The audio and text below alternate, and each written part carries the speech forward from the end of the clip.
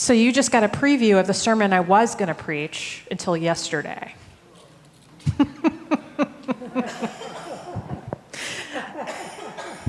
Oh, well, it is what it is.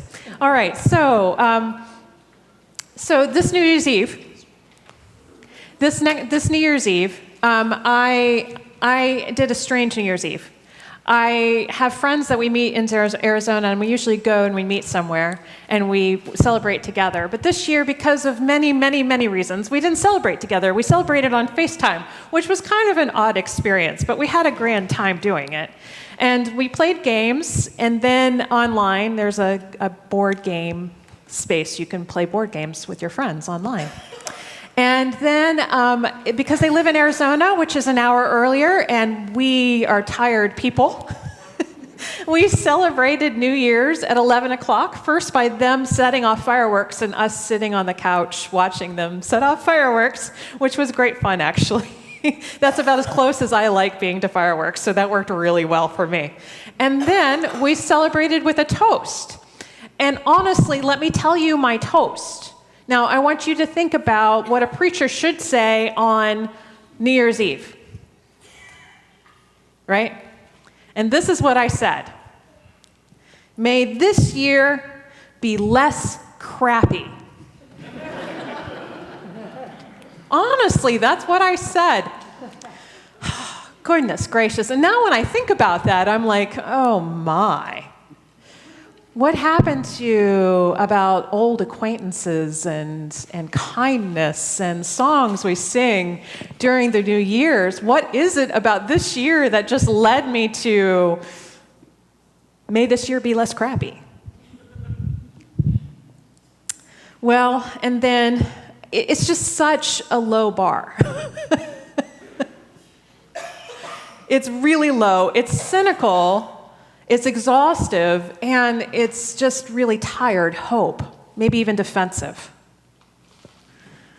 And then yesterday, our country invaded Venezuela, and we conducted airstrikes, and we captured their president, and 40 people died, some of them civilians, and our president will now run Venezuela now.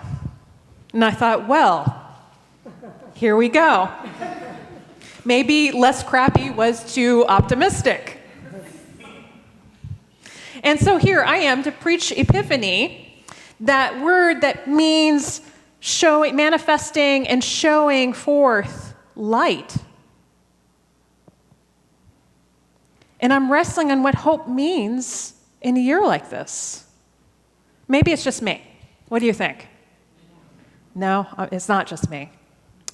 I was kind of hoping I was the only cynic in the room. But this is where the gospel is really, really relevant. This is why we read the gospel over and over again, and we cherish these stories, because every time we read them, there's a part of our lives that connects with the story and helps us inform how to be closer to God.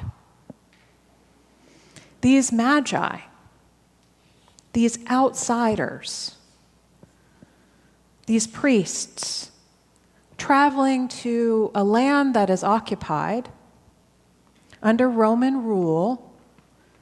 And remember what the Roman rule called it, Pax Romana, Roman peace. And what it really meant was it was very peaceful and wonderful for just the Romans. Everyone else who was occupied territory, it was violent and economic terrible might. And then there in Judea was this puppet king called Herod, and he maintained his power through violence and fear. This tyrant, Herod. And these foreign scholars showed up, and they asked, where is the king who has been born king of the Jews? And Herod thinks, king? Another king? Oh. Why don't you go and search for them and let me know so that I can go and worship him? And the Magi, they find Jesus. They worship him. They bring him all that they have. gold for a king, frankincense for a priest, myrrh for a burial.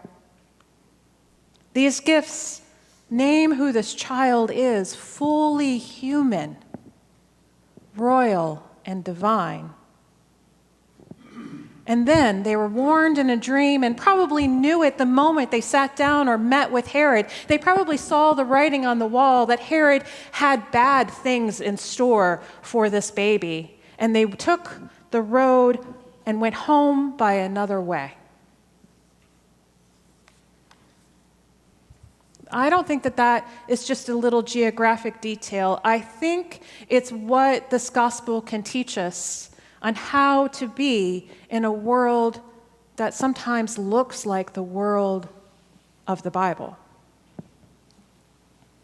The Magi refuse to cooperate with the plot that Herod is planning.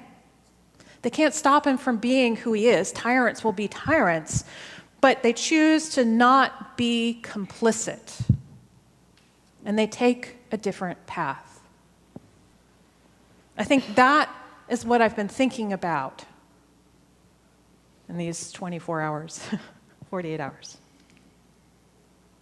How do we not be complicit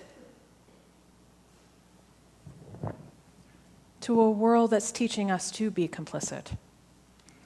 I read this article in the New York Times. It said 80% of Americans are pessimistic about the future.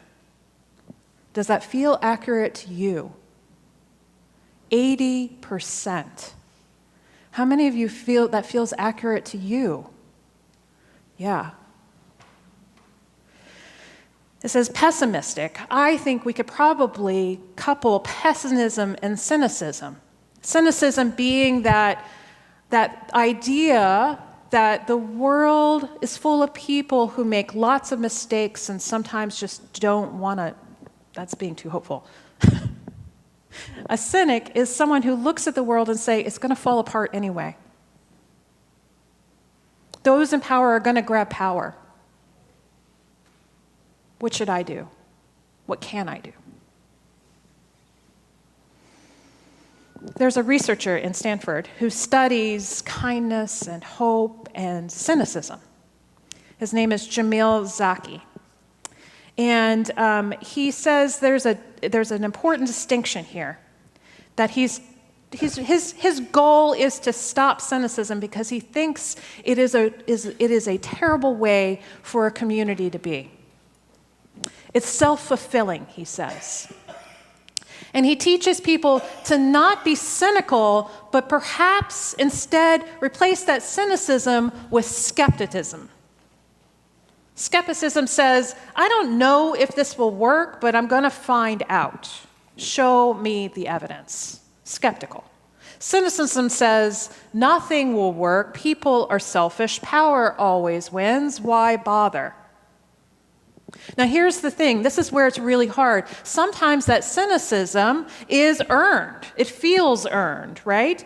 If you've been organizing on things for years, or a system or an institution fell apart and failed you, or you've hoped and been disappointed over and over again, cynicism starts to feel like wisdom, not weakness. But here's the thing. Zaki's research says that cynicism, even when it feels justified, creates a self-fulfilling prophecy. We assume people are selfish and nothing will change, so we don't try.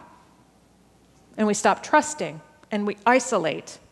Then, of course, nothing changes because we've all self-isolated and stopped trusting. I mean, we do it because we think it will help protect us, to keep us from being disappointed again, but it just paralyzes us.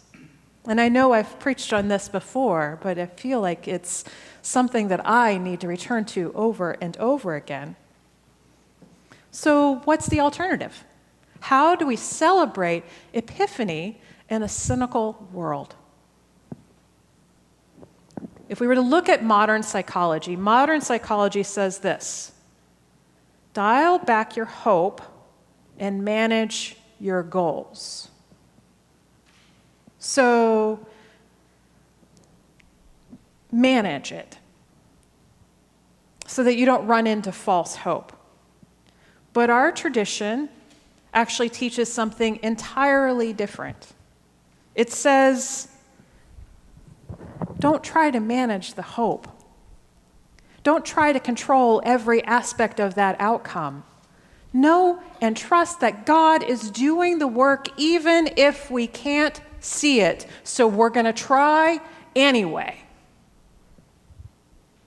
If we were to manage all our goals, what happens is that it ends up being a diminishing return over and over and over again. Thomas Aquinas wrote about hope as a theological virtue.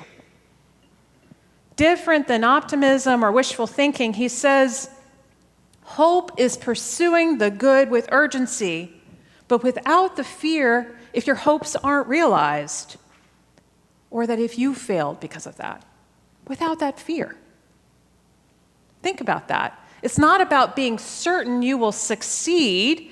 No, it's just about pursuing the good because that's what we do, because God is doing the rest of the work. That God's goodness will do that work.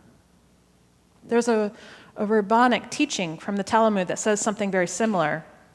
It's not your responsibility to finish the work, but you are not free to stop. We are responsible for trying. We're not free to walk away. You're not free to say it's hopeless and to check out. So cynicism is just that. I want to talk a little bit about how cynicism, I think, is connected to allowing things to happen beyond our control. There's a Russian study out there that says that one way you can control people is through fear and intimidation. Another way you can control people is through cynicism. Think about that for a second. A Russian study says that if you add cynicism, just a tad of it, it will do the same effect on people than fear. And that if the news that the people hear, the propaganda that people hear, are sad answers to what is happening, it just feeds that system of cynicism over and over and over again. And I don't think we can kid ourselves to say that this is only happening in Russia. Cynicism is a way that we are participating in the violence that our world might be being part of. So back to the gospel, the Magi. They show us what it looks like in real practice. They enter a hostile land, hostile to foreigners, hostile to what they were, and they brought what they could. They kept an open mind that they would seek and find it. And then when they learned and knew from their heart, they refused to participate, and they shared what they found.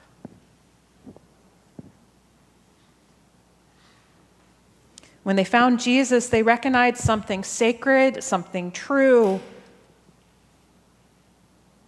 and they made the choice to go home by another road.